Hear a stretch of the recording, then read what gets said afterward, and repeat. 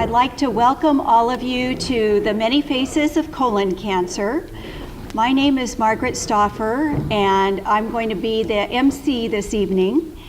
We are so pleased to have a great panel of physicians and dietitian who are going to present a lot of information. Our next speaker is Dr. Ron Kim, and he's a colorectal cancer surgeon. And if you have questions for Dr. Kim that come up, please use the yellow cards. Dr. Kim, welcome. Thank you. Thank you very much. Thank you for taking time to come to the informational talk this evening. I know there's a lot of information out there, but this is very good. I'm learning a few things that I didn't know before. So I hope that you take this opportunity to ask me as many questions as possible. So why is colon cancer important? Some of this has been covered by both Dr. Zamani as well as Dr. Joel, that colon cancer is a silent killer, where both men and women are at equal risk. It's something that you should be aware of when you're older than age 50. But most importantly, as Dr. Zamani had alluded to, even though you don't have any risk factors, anyone not in your family have colon cancer, there's a 12 to 18% risk of developing colon cancer. When the patients come to my office, these are the big questions. How big is my tumor? What the patients are really asking is, what is my stage? What's the likely chance of me surviving? And the second big question is, doctor, am I going to have a colostomy? Third question is, the procedure that I'm going to be facing, is this painful? Hopefully the next few slides I'll be addressing these questions. The first question about how big is my tumor? What is my staging? What are my chances? Is all tied to the staging. Again, this has been covered by Dr. Joel. It depends on how the T staging, how deep the tumor penetrates, end stage, which is the lymph node status, as well as the metastatic status, and they all combine into this little table that gives you outlines what stage you are depending on the T and N and M status of your tumor. So from here, we can extrapolate, which is done by American Joint Committee on Cancer, that gives you survival statistics. These are statistics on different stages of after 5 years that the patients are likely to survive. So for instance, stage 1, you have a 93.2% survival, and so forth. So my topic is new innovations in colon and rectal surgery. And as the few prior slides, all these innovations in surgery are basically geared toward saving one's sphincter muscle, as well as giving less pain, and yet give a good oncologic surgery that the patient will not have any recurrent cancer. So to this end, the laparoscopic colorectal surgery has come in vogue. We have been doing this type of surgery for the last 10, 12 years or so now. And along with this, we've also modified, or we've instituted, I should say, using the laparoscopic surgery to save the sphincter muscle so that patients can avoid colostomy. And not only is it important to save the colostomy, we need to do a good surgical resection so that patients don't have recurrence, and that's where this TME, or total mesorectal excision surgery, comes in, which again was alluded to by Dr. Joel. What is TME? Is basically taking not only the intestine, but the fat and the flesh that's surrounding the rectal tube, which may contain the tumor cells, lymph nodes, because colon cancer cells are more likely to spread. That'll give you higher local recurrence by lymphatic spread than what we call intramucosal spread. So in other words, colon cancer cells don't go up and down the intestine to spread, to give you a local recurrence. They go outside to lymphatic channels, and they embed themselves there for a chance to come back and recur if they're not taken out. And also, in order to save the sphincter muscles with a minimal surgery, we do what is called transanal endoscopic microsurgery. And finally, to put all these 4 surgeries together, combine them together, we now have what's called robotic surgery to take the colorectal cancer out. So first, the laparoscopic colectomy, which has been, like I said, we have been instituting for the last 10 to 12 years. Is this as effective as open surgery? Well, certainly there are a lot of advantages. There's a lot less incision sites instead of traditional open surgeries, which typically have a cut incision size of anywhere from 8 to 10 inches. Now we're just minimizing it to this little pencil-sized diameter on your abdomen, other than the very low midline incision where the specimen comes from. So we've minimized the size of the incision tremendously. And what is the effect of that? Well, the effect is less pain. Patients can go home sooner. They recover quicker, so that they can go back to work sooner.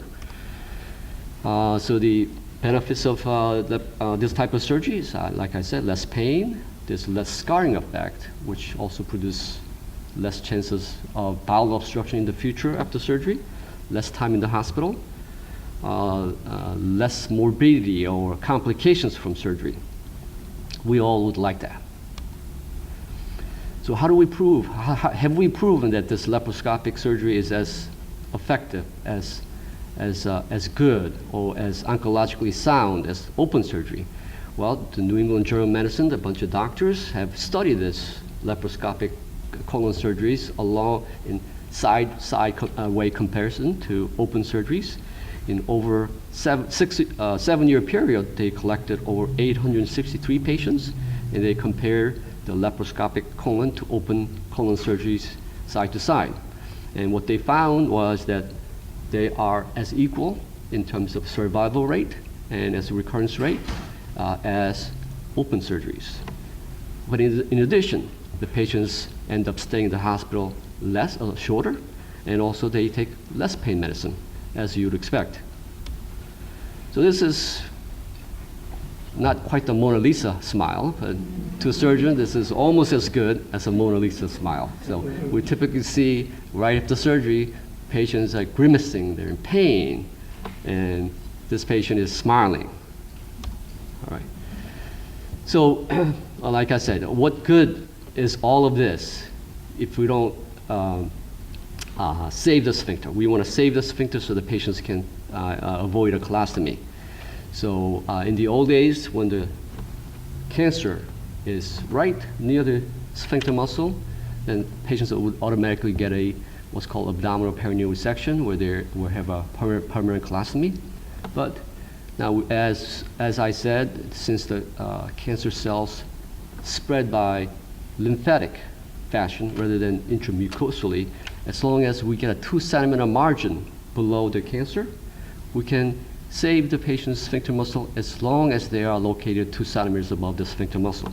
So we would do what's called Park's Coloanal surgery, where we come down right to the 2 centimeters above the sphincter muscle, get the cancer cells taken out, to the total mesorectal excision surgery, where we get all the lymphatic channels as well as flesh, and the lymph nodes that are embedded in there get it removed, and they would bring the colon that's viable, or the normal colon, from higher above, and it would reconnect to the area of the sphincter. So sometimes when you do what we call straight anastomosis, from one end to the next end, you get definitely get a change in your bowel frequency habits, bowel continence habits. So what we do to minimize that is to create a G pouch. Right? You see how the intestine is shaped in a J shape. So that what that does is that creates a reservoir where the stool can collect, just like normal rectum used to be. So the patient can have normal continence, and rather than go to the bathroom 20 times a day, they can minimize to 2, like that they used to. So in a selectively selected patients who have cancer, they're not very invasive, that are just limited to the first or second layer of the colonic wall. We'll do a local excision where we can, rather than exposing the patients to a bigger, more bigger, time-consuming, and in terms of recovery-wise and the return to work-wise, although they do return to work fast with the laparoscopic surgeries, with the transanal endoscopic microsurgery, where this is taken out locally, patients go home on the same day. So in the selected patients, typically patients who have T1 cancer, we call it, which is just a cancer invading to the first layer of the intestinal wall, they would qualify for local excision. So we do all these surgeries, but if the cancer comes back, then we haven't done our job. So it's important that we not only get the cancer cells, save them from having a colostomy, but we also need to make sure that the cancer cells do not come back. So this is where, as we were talking to you about, which is total mesorectal excision, which is removing all the lymphatic channels, lymphs, and the flesh and the fat around the intestine to reassure that the cancer cells does not come back. Is very important. So as you can see in this diagram, the rectum, which is in the middle, is surrounded by all these intricate nerves. These are twigs of nerves that are hidden behind fat, lymphatics, which you cannot see. So that's why Dr. Joel was mentioning that you need a highly qualified surgeon to tell exactly where to go and where to get this out without injuring the nerves. Because when the nerves are injured, you can see there's a vital bladder function, and also as well as the sexual functions that are involved in front of the rectum, where they can be affected by by the surgery that's not done right. This is a specimen of the rectum that was removed, and this is what the TME specimen should look like. It's a bulky. Mesorectum means that it's not only there is an intestine or the rectum that was taken out, but the flesh that I was mentioning to you before, as well as the fatty tissues, and which contains the lymphatic tissues, are all taken out in one piece without any violation. There are no irregularities. They're smooth, shiny. There are no surface defects, and most importantly, the left of the screen is where the anus is located. There's no coning effect. It doesn't narrow. It's bulky. So it contains all the specimen, all the fatty tissues and lymphatics that it's supposed to. And it's not only important to get the top and bottom of the cancer, but also it's important to go around the cancer so we can get all the remaining cancer cells that they have spread out. So if this TME, or total mesorectal excision, is not done right, there's a 12 to 38% chance that the cancer may come back. So it's very important that when we do the surgery for rectal cancer, we try to achieve the TME as much as possible. As I was alluding to, the rectal area is very close to all the nerves that innervates not only the bladder but also the sexual functions. So it's not only important to just get the cancer cells along with the fatty tissues and the lymphatic channels, but if you're too aggressive and happen to injure the nerves, then you get some of the sexual and bladder dysfunctions. As the statistics here show, if you're too aggressive in your surgery and happen to cut the nerves, then you can get an erectile dysfunction, you can get a bladder that's not functioning right, and even the female sexual dysfunctions such as dyspareunia, which is pain on intercourse, and decreased ability to achieve orgasm. And here, this is a picture of looking down the pelvis. The little dark space is where the rectum goes down. We're looking inside the abdomen. The abdomen is now open. This is actually laparoscopic surgery where the camera is inside, looking down the pelvis. The rectum has been already taken out. And so the dark space, hollow space, is where the rectum used to be. But this picture is to show you where its nerves are located. Where the arrow marks are is where the nerves that goes into the bladder and into your sexual organs. So it's very close to where the rectum is.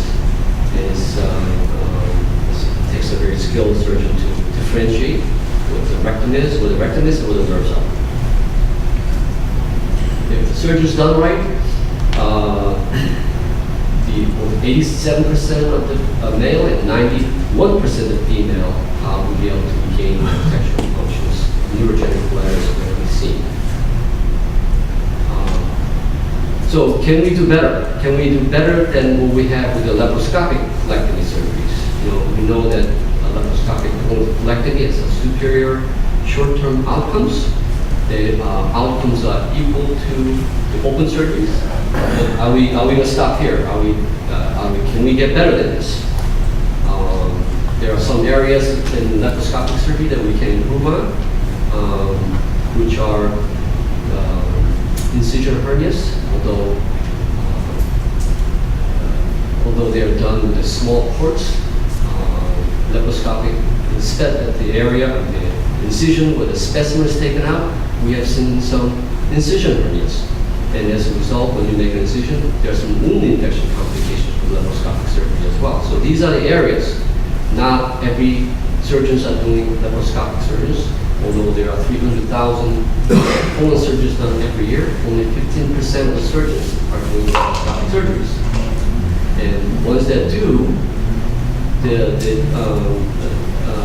a conversion rate. In other words, 20% of the surgeons will go from laparoscopic to open surgery. So there's a learning curve of 20 to 60 cases. So a surgeon who's doing it, who's new at this, you need to have at least 20 to 60 cases of laparoscopic cases before you become very efficient at it. So how do we improve all this based on the knowledge that we have? The answer, I believe, is the robotic surgery. The reason why the robotic surgery will answer some of the questions about improvement is because robotic surgery really simulates surgeon's hands to be actually inside the belly rather than operating with sticks. You're actually able to put robotic fingers with a 6 degrees of articulation, almost simulating your arms, elbows, wrist, and finger joints. And not only that, robotic surgery allows you to give you a superior vision. It's a 3-dimensional vision. They have high technology into this camera, so they actually has 2 lenses, almost like human eye, so it can give you a 3-dimensional view. As a result, it has a better visualization, and it can also allow you to operate on very narrow places. And not only that, it takes a certain amount of tremors away because it's done by the robot. The computer can detect the human tremors, and through the computer technology, they take the tremors away. So when the robotic hand goes in, it steady as a rock. So unlike the laparoscopic stick surgeries, where surgeons are standing there has to be a certain amount of tremors, no matter how strong and how efficient you are. There's a certain amount of tremor. Robotic equipment will take away all that. So this is what the robotic surgery or robotic machine looks like. And it's a little daunting not having human sitting next to the patient. But of course, robot is not doing anything. It's the surgeon that's operating. Robot is staying still, and this robot is connected to the wire, by the wire, and the surgeon is standing by 6 feet away, and he has a Nintendo gaming console where he can control the robot from far away.